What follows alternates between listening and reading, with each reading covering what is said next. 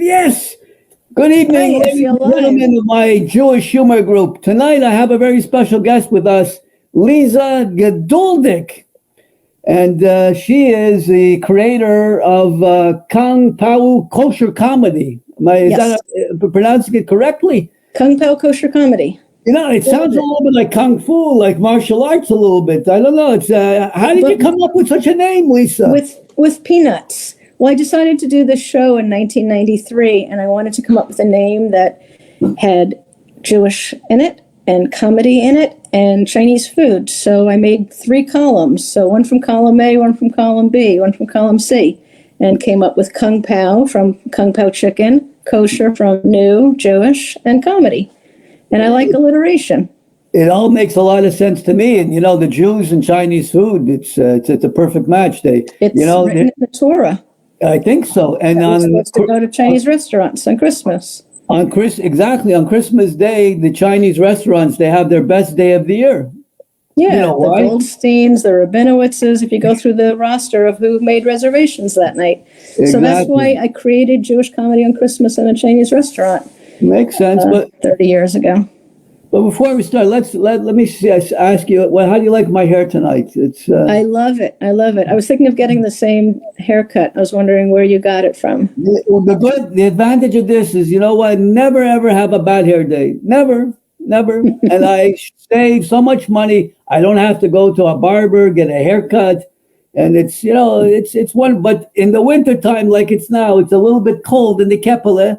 That's why I have to wear my cap. You know, keeps That's it a little why bit. I keep a ponytail, because it's my heating system. If it's hot, I put a ponytail. If it's cold, I wear my hair down. It makes a whole lot of sense. Tell us, where were you born? What part of the country? I was born on Long Island. Yeah. Plainview, Long Island, New York, United States of America. And youngest of 3, and graduated from high school in 1979, and went upstate New York to college for a couple of years, took some time off, ended up in San Francisco for a 3-week visit 40 years ago this month. Wow. And a couple of things in between. San Francisco is quite the city. It's a city of all these high tech. It's the high tech capital of the world, maybe. It is, and the rents have gone up exponentially because the high tech youngins are making a good living, so then the rents go up. So it's a real mixture. You know, I live in the neighborhood called the Mission that is used to be the largely Latino neighborhood. Before that, it was Irish and progressive people, and it's really mixed. The textures have taken over a lot. They have, huh? How's the weather by you in San Francisco? The weather by me is a little cold, should I say? It would be warm by your standards. 46 degrees would be out. Tell me what the temperature is. I'll check my phone. I'll tell you what the temperature is by me. I'm sure it's much colder here by me. But do you do Celsius in that country of yours? We're at 46. But all right. No, I have my phone converted to Fahrenheit. So currently it's 29 Fahrenheit, but it feels like 23 with the wind chill. Here you have always a wind chill. So it's 23 degrees. Yeah, well, we're going to get nailed and hammered on Friday, Oy vey's mirror, the first big snowstorm. But nothing like they got, I don't know, where was that? In the northern part of California, in the mountains? Tahoe. Lake Tahoe. They got, 120 centimeters of snow? Like, that's 120 centimeters. It's like 10 feet. No, I don't know. It's a lot of feet of snow. It's tremendous. I didn't know I was going to have to study up on the weather for the interview. I should have checked the weather reports. You know, the Jews, like to talk about the weather. We like to talk about the food, the Chinese food, the dumplings, the Kung Pao, the Kung Pao. It's a good thing. Kung Pao. Yeah, Kung Fu. Talk about our backs. How's your back? Do you have a good back? I don't know any Jews with a good back. You know what? I spent years in the gym training. You know, I was with this Mishugas. I wanted to get big muscles, and I had this ego. So for 30 odd years, I was pushing my body to the limit. For a little guy, and I'm not a big guy, the most I ever weighed was 165 pounds. I used to squat in my prime 315 pounds on my shoulders for maybe 4 repetitions. And, Was that a person that you had on your shoulder, like Moishe? no, you have like a bar and you load 345 plates on each side. So 6 times 45 is 270, and the bar weighs 45 pounds. So 315 pounds. That was when I was in my top prime. Wow. And I did crazy, stupid things like deadlifts with 185 pounds. Is another hard exercise on the back. So no, the back's niche is I get. It's I have certainly on the days where I make my salad, which is always on Friday mornings. People bother me on Friday mornings. They need to know that Friday mornings I spend like 3 hours making my salad. It's for the whole week, but I'm bending there and I'm cutting and slicing all these vegetables, and after a while my back starts to ache. Don't ever ask a Jew how their back is. That was such a mistake. Yeah, well, it's Jewish Humor Facebook page. I'll interview you. Sure. Well, I gave you my full answer. Let me ask you a couple of questions. Yeah. I'm here. Anything? I think I already asked you why Kung Pao Kosher Comedy. Why that? Why? I told you how I came up with the name. Yeah. So Jewish comedy on Christmas in a Chinese restaurant. It was in a Chinese restaurant for 27 years, and then the pandemic hit, and it was live stream the last 2 years, and now the 30th anniversary, we're back in person in San Francisco and maintaining the live stream component for people around the country, around Canada, around Europe who want to watch, or New Zealand. This has been going on for quite some time. No, you told me since what year did you start this? 1993 I started, and this is the 30th anniversary. Well, Mazel Tov. That's great. Thank Terrific. you. And how did the idea come about? I went to perform at a women's comedy night in Massachusetts, and this guy had asked around to different restaurants who had a space for him to do a show, and he ended up doing it at this place called the Peking Garden Club. I thought it was going to be a comedy club. I got there, it was a Chinese restaurant. Had a conversation the next day with an old friend from Jewish summer camp saying, I just had the most ironic experience. I was telling Jewish jokes at a Chinese restaurant last night, and out of that conversation came the idea of doing Jewish comedy on Christmas in a Chinese restaurant. That was October of 1993. Did the first show that December, sold out, added 2 shows the next year, kept adding shows, and we've had Henny Youngman, David Brenner, Shelley Berman, Elaine Boozler, Mark Maron, Jeffrey Ross, Carol Leifer, Judy Gold, Kathy Ladman, Wendy Liebman, all the who's who, everyone who's alive. Wow. And a couple of people who have died. There's one that died that I played tribute to recently. I know that she Freddie Roman, but also Adrian Tolsch. Adrian Tolsch, yes. Adrian was booked to perform one year, and then she called me and said, I just got diagnosed with cancer. I really want to do the show. And I said, let's do it next year. And she did it the following year. Oh. And yeah, she was really wonderful. She was very funny. And Freddie Roman did 1998. I met him in 1997, the year that Henny Youngman was performing, because I went to New York after I'd booked Henny, and he invited me to have lunch with him at his table at the Friars Club. And all those people came up to him, and Freddie Roman came up to him and told him about Kung Pao, and then he did the show the following year. So everyone's become like my aunts and uncles, all of the performers on the show. So this show, let me ask a question. Let me clear. It's only once a year? Jewish comedy on Christmas. From what I understand, Christmas only falls once a year at this point in time. Maybe they should have it more often. Maybe once in the summer too. A summer Christmas. Yeah, or Chinese comedy on Passover. So it's only a once a year deal. It's a once a year deal, but it's 3 days. And when we had the show in person, it was twice a day. And now coming back to in person for the first time since the beginning of the pandemic, it's 1 show a day. And can you tell us some of the more memorable moments from the show? Yes. Introducing Henny Youngman was the first time I ever stopped myself from crying when on stage because I was so choked up that I was introducing this legend. I was 35 at the time. He was 91. He had been performing for 70 years, twice my lifetime. This was the 5th year of the show, and I just felt like, wow, this really put us on the map. 1994, the 2nd year of the show, I got a big New York Times article that was just amazing. That was just euphoria. Having Shelley Berman on the show and getting to know him, and then going to his house for dinner in LA, having David Brenner and meeting some of his cousins and them all saying, "Oh, doesn't she look like so-and-so?" Because I have this gray streak. And it's just been amazing. And all the people who have felt like it's family. You know, we've been doing this for so many years. A lot of people have come for over 20 years and bring their family and reserve a table. And it just feels like a big bar mitzvah. And other memorable moments was having lunch with Henny Youngman at his table at the Friars Club. And then going to his memorial in LA and meeting Sid Caesar and hearing him do Talking in Tongues and meeting all these great comedians who I never imagined rubbing elbows with. You're really mentioning some of the big legends in Jewish comedy. That's amazing. But you mentioned Henny Youngman at 91 years old. It triggered a joke I just heard this afternoon. A 91-year-old man, he gets married with a 63-year-old woman. This is the first time he's getting married. And on the wedding night, you know, he's downstairs, she's upstairs in the bedroom, and she yells down to him, "Honey, can you come upstairs and make love to me?" He answers back, "I can't do both." I thought it was going to be sex or soup.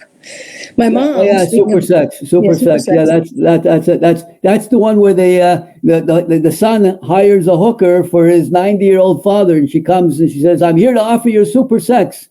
Right. And he says, "I'll take the soup." I knew the punchline. I couldn't remember the joke. Speaking of 91, I've been living with my now 91-year-old mother in Florida the last almost 3 years during the pandemic. I went to visit her March of 2020. The pandemic hit. I stayed for a year and a half. She's been doing comedy on my monthly online show, and she's done comedy on Kung Pao the last 2 years, live stream, and she's going to be joining us by pre-recorded video. So I turned my now 91-year-old Mamala into a little budding stand-up comedian. That's amazing. And the Mamala, she's still smart. She's still sharp. She's got her wits about her. God, she's so smart. She's so sharp. She doesn't miss a beat. Really? Yeah. So you know what that means. You're genetically very lucky. Yes, we have longevity in my family. All of my grandparents lived to their 90s, and my dad passed away this year at 93, and my mom's 91. Thank you. So we have longevity. We're short. We live long. Well, you know, to me, it's not a question of long lifespan, but long health span. Mm-hmm. So, absolutely. And keeping a sense of humor and a perspective and staying young. You know, I feel so young. Living in Florida, I'm hanging out with all the 90-year-olds feeling so spry. For sure. You know, it's written in the Torah that they got to go to Florida in the winter, no? Mm-hmm. Yeah, the Jewish migration patterns, Poland, New York, Florida, or Poland, Montreal, Florida. Where do people from Canada go, Montreal? Do they go to... Down to Florida, because it's just straight down. It's a 3.5 hour flight. Mm-hmm. I've been there probably maybe 7, 8, 9 times in my life. You must have family in Boca or Delray or Boynton Beach or one of those towns. Most often went down to Miami or Fort Lauderdale, but I once had a very wealthy friend who had a mansion, a very ostentatious mansion in Palm Beach, Florida, right on the Intercoastal. And nice. I was fixing him up with a nice Jewish girl, and that's why he invited me and the whole mishpach, the Jewish girl, but the Jewish girl and her cousin, and they stayed at a hotel, but I stayed at his house. So nice. Yeah, Palm Beach was amazing, very beautiful. Yeah, there's some mansions out there. There really are. Driven along the coast and looked at these beautiful houses right before the elections, and it was like Trump, Biden, Trump, Biden. Every other house had a different presidential sign on their front lawn. Have you been to Palm Beach, Florida? Yeah, my mom lives near there. Okay, Worth Avenue. Have you been down Worth Avenue? Palm Beach. I don't know. I've only actually been to the Kravitz Center, I think, West Palm. Okay. Have you ever been to a brunch at the Breakers Hotel in Palm Beach, Florida? Go Fish. Go Fish? What's his name? Yeah, you know that game, Go Fish, card game from childhood. Do you have any threes? Go Fish. Have you been? Yeah, Go Fish. Okay. Go Fish. No, I don't like fishing. It's just boring.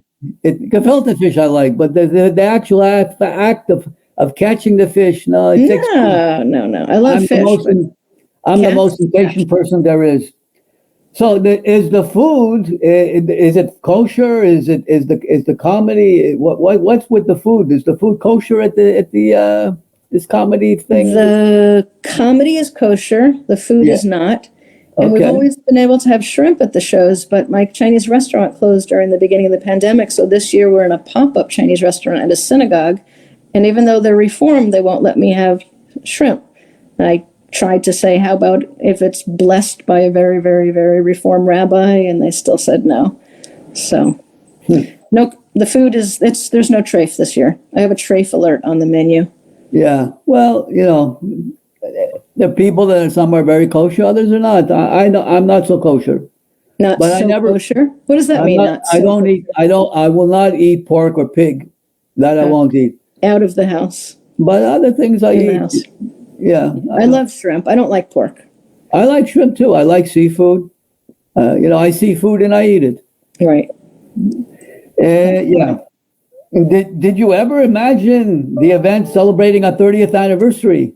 I never imagined doing anything continuously for 30 years. So this, I thought it was going to be a one-off. The first year we had 400 people, turned away 200 people. At first I thought 200 people were coming, and then more people kept showing up. And I just kept telling the banquet manager to keep cooking. And then after that, I learned how to professionalize the event a little bit by selling advance tickets and having a cutoff. And so, yeah, I didn't imagine. I started at 31. Now I'm 100. No. 60. I turned 60 this year. Oy vey. I'm getting old. So I used to have two shows a day at 6 o'clock and 9:30. And about 10 years ago at the 9:30 show, I went, oh my God, this is so late. Who made it so late? So then I changed them all to the early bird, 5 p.m. and 8:30. But now what we have here is 5 o'clock dinner and 6 o'clock show. So it's on the East Coast. So on the West Coast. I don't know what coast I'm on. So the show is going to be 9 p.m., December 23rd, 24th, and 25th on the East Coast. Eastern time. Yeah, 6 p.m. Makes sense. So you got to accommodate the Eastern folks. Yeah. So we'll have especially the Alta Cockers, they go to bed a little bit early. They're right. But also, if somebody buys a ticket to the virtual live stream, which is going to be on YouTube Live, and they can't stay up, you can watch it the next day or whenever, because it'll stay on the website on YouTube. Speaking of tickets, Viffle cost a virtual ticket to the show. How much? 30 plus, whatever you want to pay. You can pay 30, 40, 50, 60, 75, whatever. And I always give partial proceeds to a couple of organizations. This year is the Center for Reproductive Rights and a food bank here in the San Francisco Bay Area. So, and then Kosher Comedy has all the information and a link to tickets. And Yeah, actually, I put in the event description, I put the links in there. So, Sheinem Dank. of course. Also, when I upload it to the YouTube video, I'll do the same. I'll put it in the description. And tell us, what is the feeling at the events? What kind of a feeling do people have? It's mishpacha. It's we're safe in here from Christmas. It's you don't have to ask anyone if you've done your shopping. It's really a big family event. We have tables of 10, and I've named them from A to M, Ellen King to Milton Berle. There's bubala and chopped liver and gefilte fish and kvetch and mashugana and Marx Brothers, and so people choose what table they want to sit at, and they go with family or friends of 10 people, or they sit with friendly strangers. And we eat first, and then we have Yiddish proverbs and the fortune cookies. There's a fortune cookie factory in San Francisco that makes custom-made fortune cookies. And since the second year of the event, I've had them making Yiddish proverbs and the fortune cookies that we serve to the guests. If Jackie Mason would walk in, no matter what table you would give him, you would say, you call this a table for a man like me? Exactly. We also have a Jackie Mason table. So, yeah. I saw Jackie Mason perform once. An intermission, he said, buy my tape. This is how long ago it was. Jews don't buy two things, my tape and sweet and low. And talked all about Jews going to a restaurant with their bag and hauling sweet and low into their bag to take it. He was a really funny man. Yeah. So all of the attendees, the customers that attend these events, you have a lot of repeat customers. And Yes, we have some people who have attended all 30 years, even though the 30th shows haven't taken place yet. Others who have been there for 20 plus years. And, people will come by themselves, and then they'll invite more people and then just make a family event out of it. So we have hordes of people who have been there for over 20 years. wow. So that speaks volumes that the show must be really, really funny. Yes. And we have 2,000 people every year, and it's been going on Wow. for almost 30 years. Though this year the capacity will be 800 in person and then unlimited on live stream. The first year of the live stream, the first year of the pandemic, we had Yeah. 2,000 people. Wow. Yeah, and then 1,000 something the second year. So people can watch it from anywhere.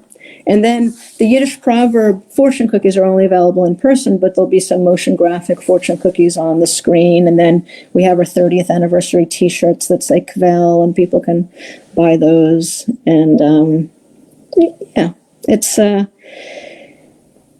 fun. People keep coming back. I keep doing it. When I walked out of there after 2019, after the 27th show and 27th year, and we still had 2,000 people, I said, all right, I'll keep doing this. And then the pandemic hit, and I was like, uh-oh, there goes everything I've built. And then my sound guy called me and explained live stream shows to me, and I thought, how are we going to take this in-person experience and do it live stream? And we actually figured out how to do it, and people had the experience of having the event in their living rooms. And now there are people who are local who are watching on live stream instead of coming to the show, whether or not they're lazy or still being protective and not wanting to gather with people to eat, or don't want to deal with parking. Parking is terrible in San Francisco, though there's a garage nearby. So I'm looking at the roster and seeing who's buying tickets and who's buying them for in-person and online. And it's a mix of people who are deciding locally to just watch it online.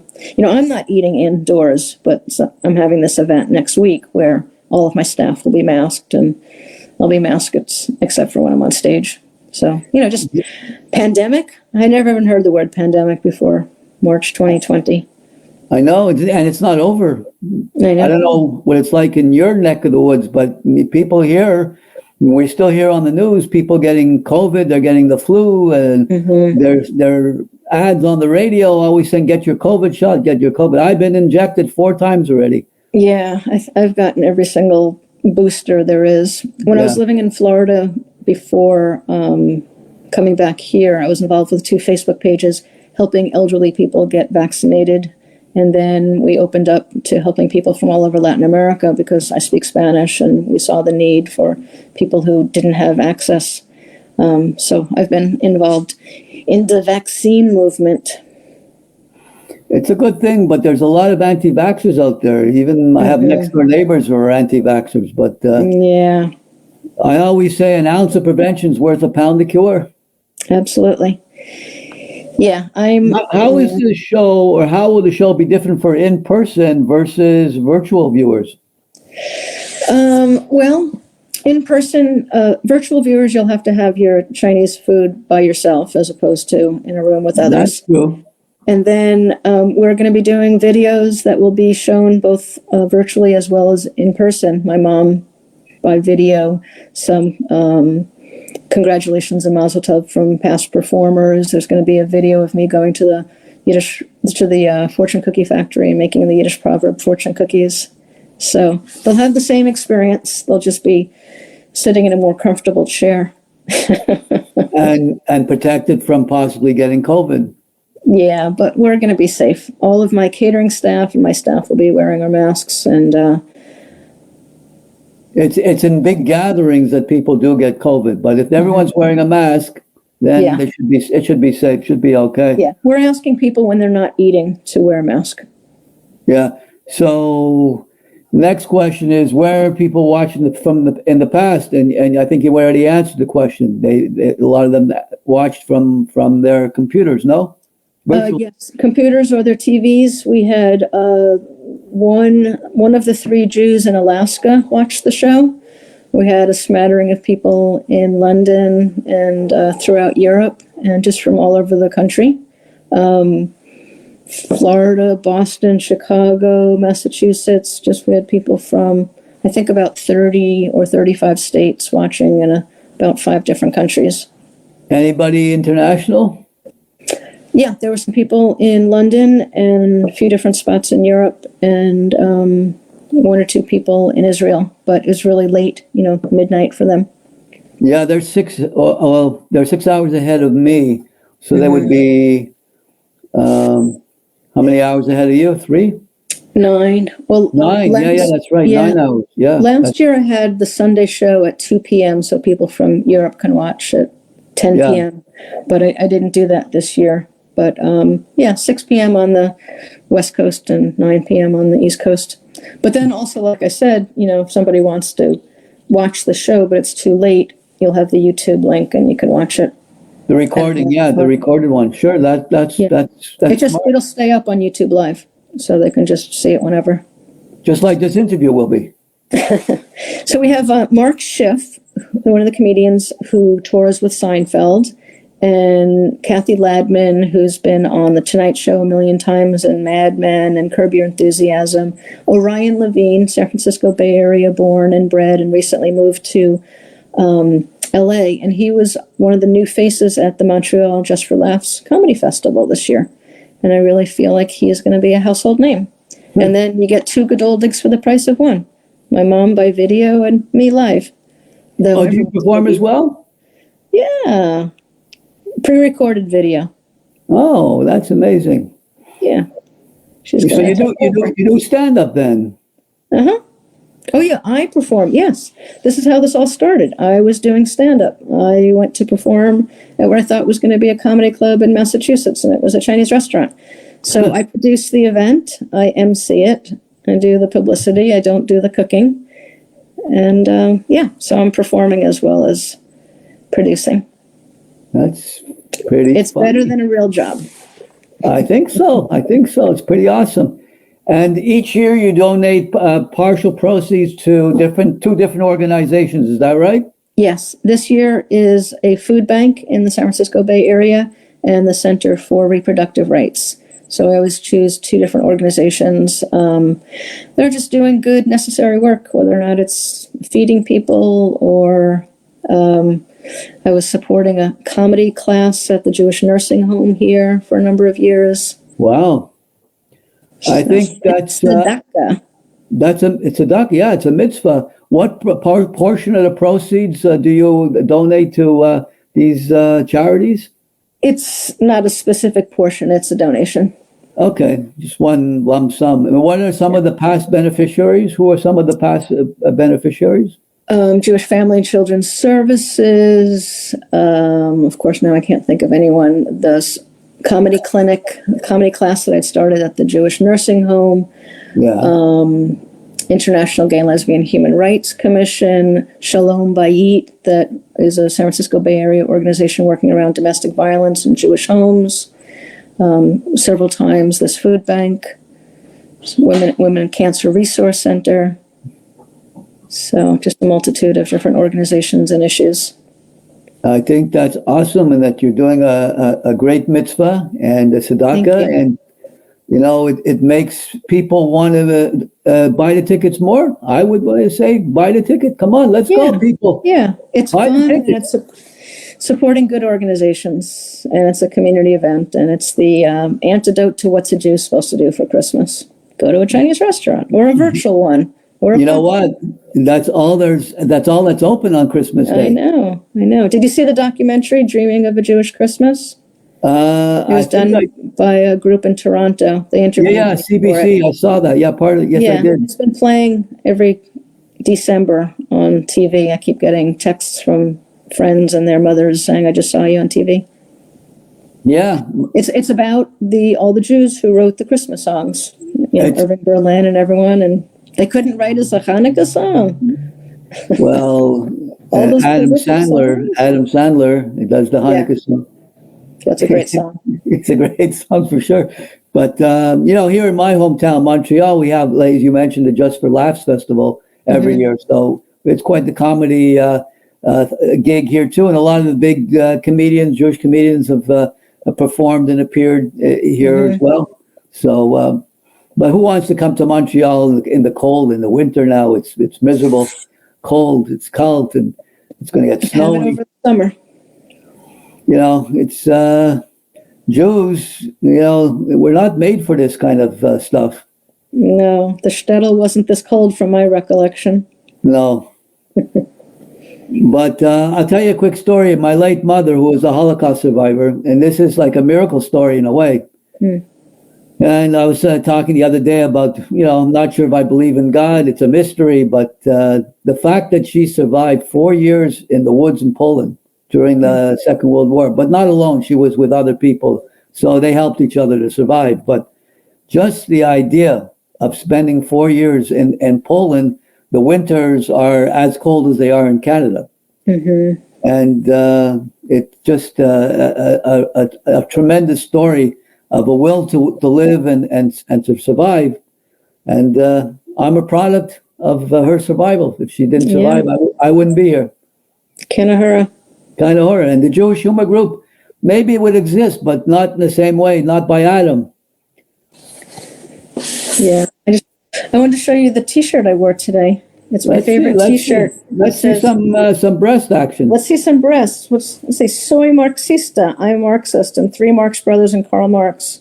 Wow. Is it backwards for you, or is it forwards? No, it's perfect. It's perfect. Yeah. It's perfect. A friend got it for me at a thrift store. It's my favorite T-shirt, and I thought, I'll wear it today. But I'm only showing from here up. Yeah. Well, we don't want to get too sexual. No. It's a clean show here, It is a very clean show. But So this is fabulous. You have 208,000 followers on this page. That's really amazing. Yeah, I started in August 6th of 2014, so a little over 8 years. That's an amazing number, because I think there's only about that many Jews in North America. No, there's way more than that.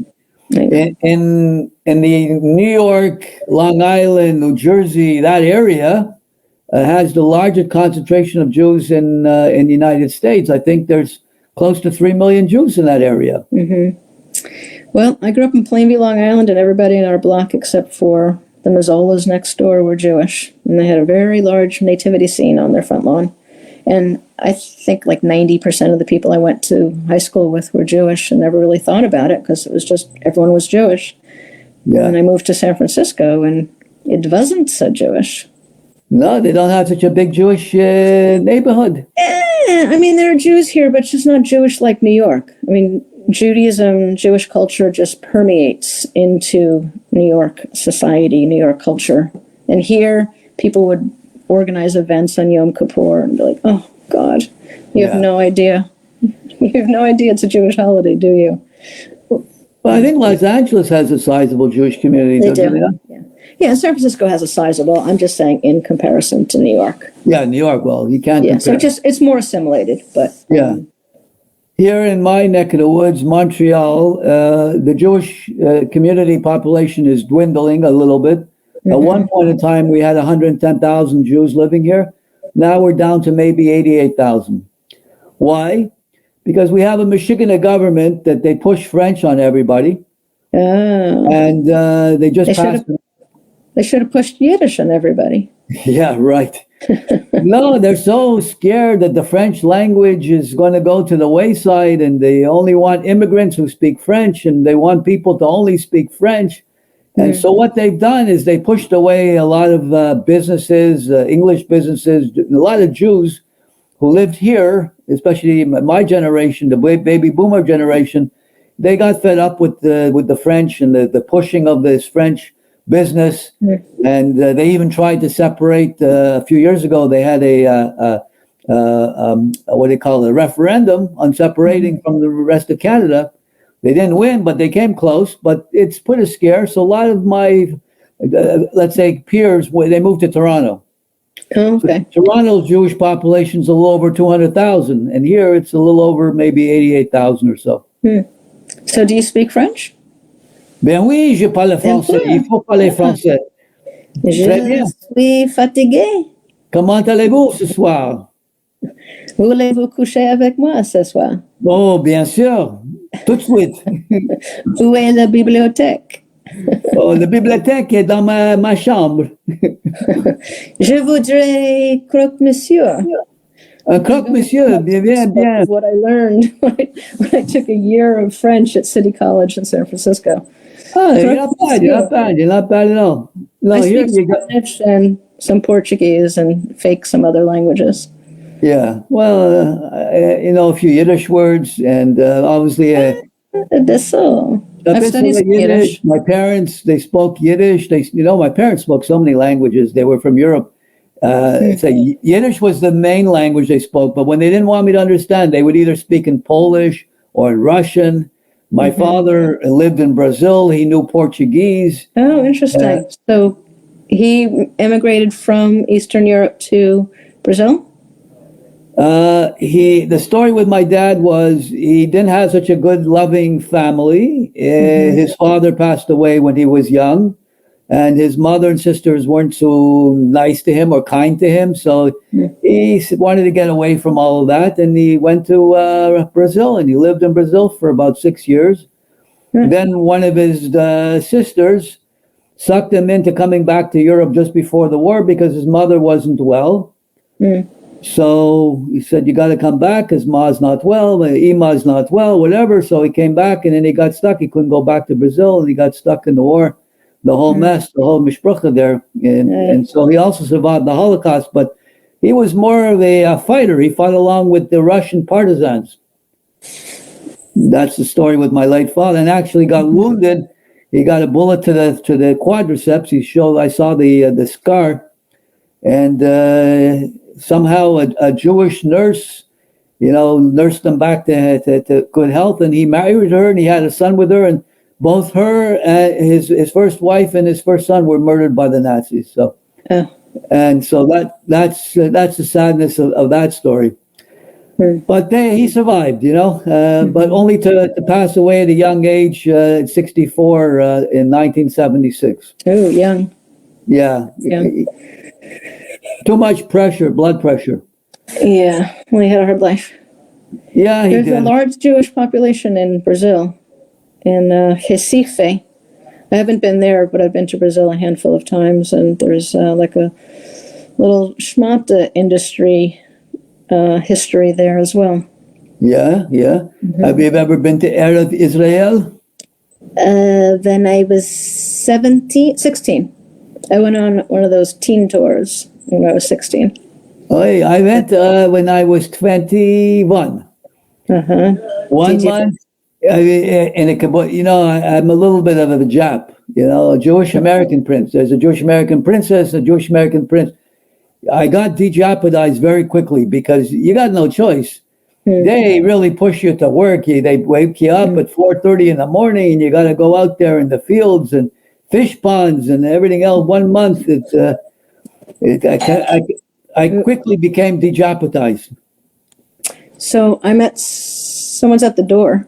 Oh, okay. I think that was the ding dong that the interview is over. All right, so let's wrap up. I will put this on YouTube. It'll be in the group page, and we'll rerun it several times before the show, which is the show's.